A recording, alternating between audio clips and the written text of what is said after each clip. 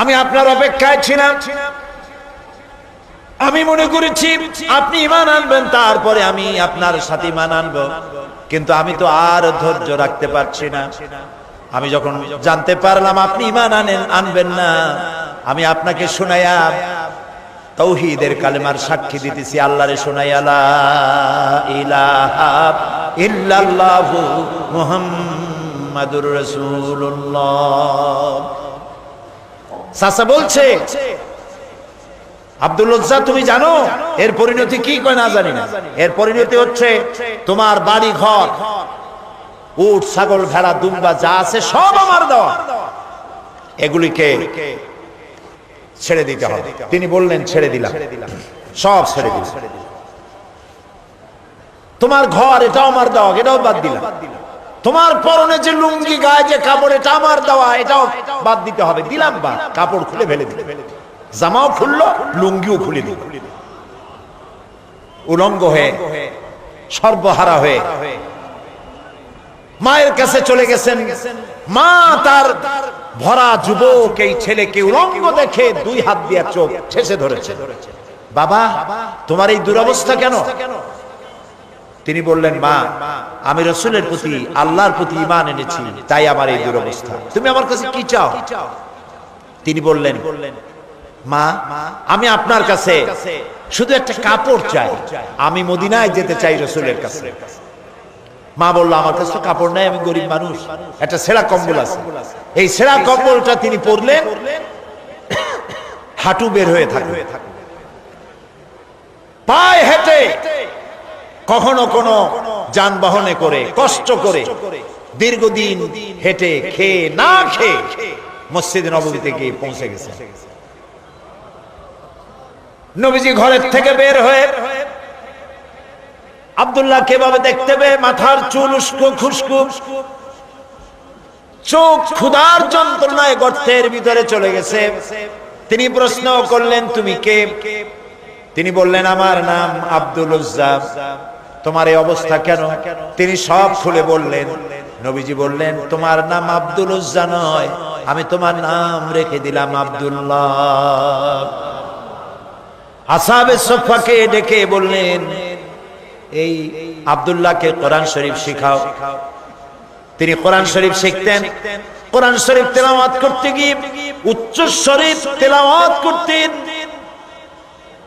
সাহাবীরা নালিশ করলেন নবীজির খেদমতে, আব্দুল্লাহর তেলাওয়াতের জ্বালায় এত জোরে তেলাওয়াত করে ঘুমাইতে পারি না, বিশ্রাম করতে পারি না। নবীজি বললেন, তোমরা আব্দুল্লাহকে তেলাওয়াত করতে দাও, যত খুশি জোরে তেলাওয়াত করুক। তার কারণ হলো তার ঈমানটা এত চড়া দামে ঈমান এনেছে, পরনের লুঙ্গিটাও আনতে পারে নাই। ইত্যবসরে তাবুকের যুদ্ধের দামামা বেজে উঠেছে। রোমানদের সাথে রাসূলুল্লাহর যুদ্ধ হবে। আল্লাহ নবী সাহাবায়ে কেরামদেরকে একত্রিত করে যুদ্ধের প্রস্তুতি নিলেন। সমস্ত লোকেরা টাকা পয়সা দিল, মহিলারা সোনা দানা দিলেন। সবগুলি নিয়ে রাসূলুল্লাহ রওনা করলেন। 30,000 সৈন্য নিয়ে নবীজি রওনা করেছেন তাবুকের দিকে। আর 2 লক্ষ সৈন্য আসছে রোমানদের। কিছু দূর যাওয়ার পরে হযরত আব্দুল্লাহ নবীজির সামনে এসে দাঁড়ালেন। বললেন, ইয়া রাসূলুল্লাহ, সাহাবায়ে কিরাম পুরুষ আর নারীরা যা তাদের কাছে ছিল সব খুলে খুলে আপনাকে দিয়ে দান করেছে জিহাদের জন্য। আমার কাছে কিছুই নাই, আমি তো কিছু দিতে পারলাম না। হে রাসূল, আমি আপনার কাছে দোয়া চাই, আপনি আমার জন্য দোয়া করেন, আমি যেন এই জিহাদের ময়দানে আমার জীবনটা দিয়া যেন ইসলামকে সাহায্য করতে পারি। নবীজি বললেন, একটা গাছের বাকল নিয়ে আসো। হযরত আব্দুল্লাহ গাছের বাকল নিয়ে আসলেন। আল্লাহ নবী বাকলটা হযরতে আব্দুল্লাহর হাতে বেঁধে দিয়ে বললেন, আয় আল্লাহ, আমি আব্দুল্লাহর রক্তকে কাফেরদের জন্য হারাম করে দিলাম। হযরতে আব্দুল্লাহ কেঁদে উঠলেন, বললেন, ইয়া রাসূলুল্লাহ, আমার আশা ছিল জিহাদের ময়দানে যুদ্ধ করে শহীদ হয়ে জান্নাতে যাব, আর আপনি আমার রক্ত কাফেরদের জন্য হারাম করে দিলেন। আল্লাহর নবী বলেন, আব্দুল্লাহ কোনো চিন্তা করো না, এখন যদি তোমার জ্বরেও মৃত্যু হয় ঘরের মধ্যে বসে আল্লাহ তোমাকে শাহাদাতের দরজা দিবে। তাবুকের প্রান্তরে সাহাবায়ে কেরাম উপস্থিত হলেন, রোমান 2 লক্ষ সৈন্যরা। আল্লাহর নবী নিজে এসেছেন শুনে ভয়তে পালিয়ে গেল, বিনা যুদ্ধে জায়গা দখল হয়ে গেল। নবীজি সেখানে 20 দিন অপেক্ষা করলেন, চতুর্দিকে দ্বীনের দাওয়াত ছড়াতে লাগলেন। একদিন নবীর কানে খবর গেল, আয় আল্লাহর নবী, ওই যে আব্দুল্লাহ যার হাতে আপনি বাকল পরিয়ে দিয়েছিলেন, ওই আব্দুল্লাহ আজকে রাতে কয়েকদিন জ্বর ভোগার পরে তিনি ইন্তেকাল করেছেন। নবীজি তাকে গোসল এবং কাফনের ব্যবস্থা করতে লাগলেন, করতে বললেন, এবং নিজে গিয়ে জানাজার ব্যবস্থা করবেন বললেন। কবর খোঁড়া হলো, কবরের পাশে একজন ছোট্ট একটা লাইট নিয়ে দাঁড়ায় আছে, টিম টিম করে জ্বলছে।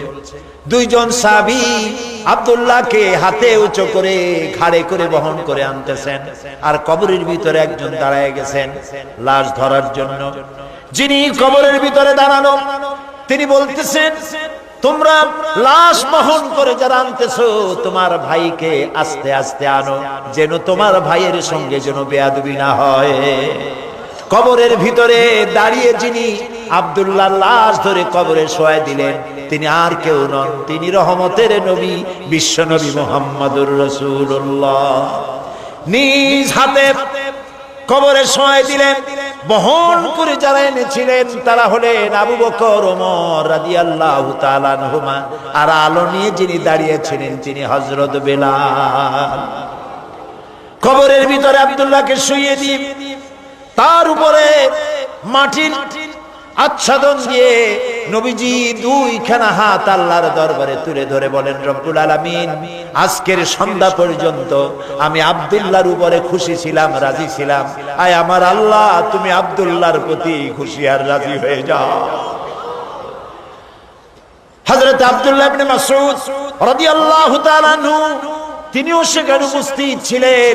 তিনি কেঁদে উঠে বললেন, আহারে, আজ যদি আব্দুল্লাহর লাশ না হইয়া আমার লাশটা যদি হইতো ভাগ্য ভালো হয়ে যেত।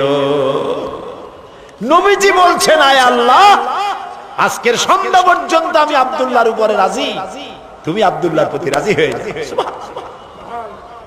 প্রিয় ভাই সব, একজন সাহাবী রাসূলকে যে সম্মান দিয়েছে, ভালোবাসা দিয়েছে, সারা দুনিয়ার মানুষ এই ভালোবাসা একত্রিত হয়ে দিতে পারবে না। সুতরাং ইয়া নবী সালামু আলাইকার মধ্যে মহব্বত না, মহব্বত হলো রাসূলের দেওয়া আদর্শ বাস্তবায়িত করার মধ্যেই মহব্বত।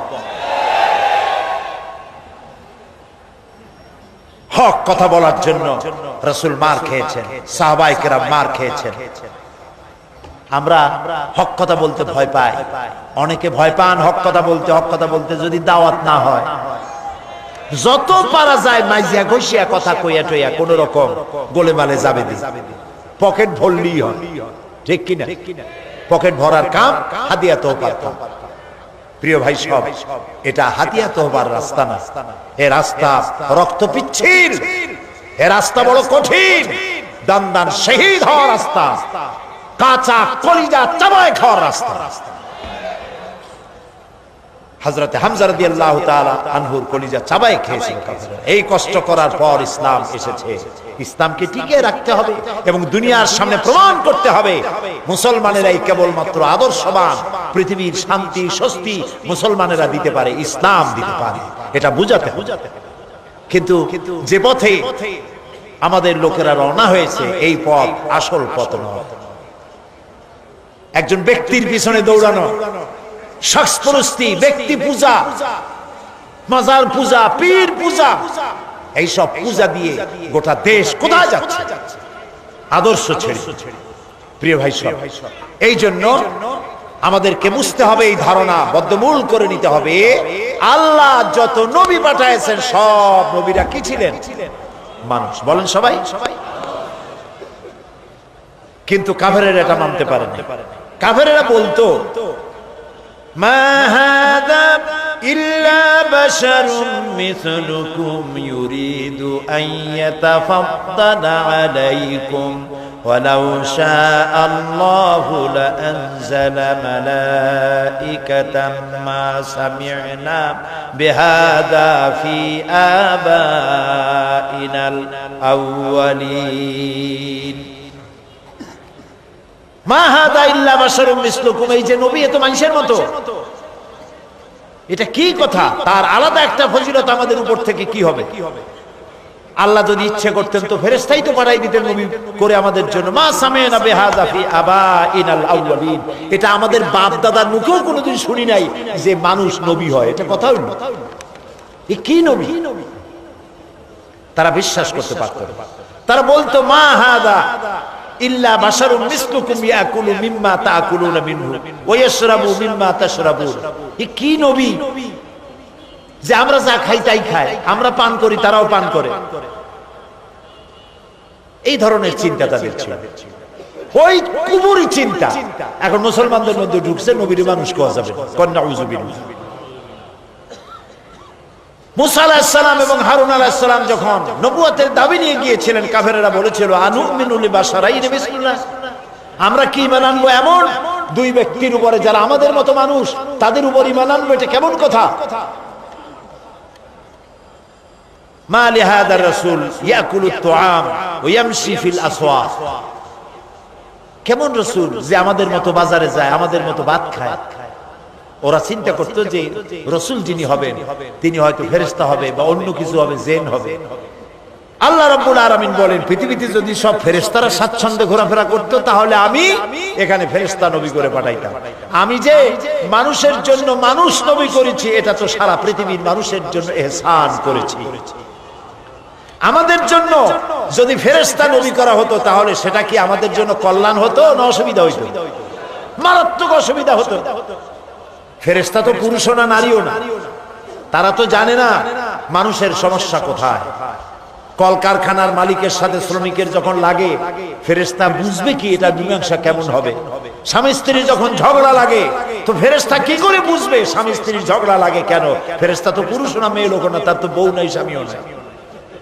কাজে আল্লাহ তাআলার এটা মেহেরবানি যে তিনি কি করেছেন, মানুষের জন্য নবী বানাইছেন। কি ওয়ামা আরসালনা ক্বাবলাকা ইল্লা রিজালান নূহি ইলাইহিম ফাসআলু আহলায যিকরি ইন কুনতুম লা তা'লামুন।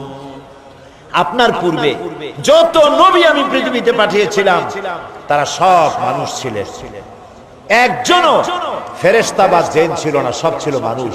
সুতরাং হে নবী, আপনি আপনার পজিশন সম্পর্কে জানায় দেন, আপনার অবস্থা সম্পর্কে বলেন। আল্লাহ বলে দিলেন, আপনি বলুন, কুল ইন্নামা আনা বাশারুম মিসলুকুম ইউহা ইলাইয়া আন্নামা ইলাহুকুম ইলাহু ওয়াহিদ। হে নবী, আপনি বলুন, আনা বাশারুম মিসলুকুম, আমি তোমাদের মতোই মানুষ। ইউহা ইলাইয়া, আমার কাছে ওহী আসে। আর তোমার আর আমার, তোমাদের আর আমার ইলাহ এক, আমি তোমাদের মতো মানুষ।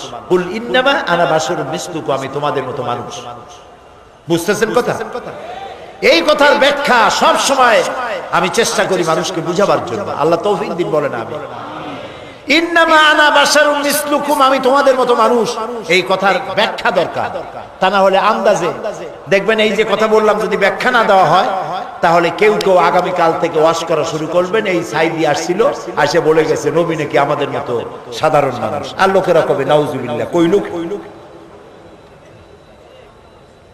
নবী মানুষ। কিন্তু মানুষের মধ্যে দুইটা শ্রেণী। কয়টা শ্রেণী? একটা হলো সাধারণ আর একটা হলো অসাধারণ। একটা মানব আর একটা বলে মহামানব। রাসূলুল্লাহ মানুষ, মানব কিন্তু মহামানব। তিনি মানুষ, তবে সাধারণ মানুষ নয়, অসাধারণ মানুষ। সুবহানাল্লাহ। মানুষ কোন দিক দিয়ে?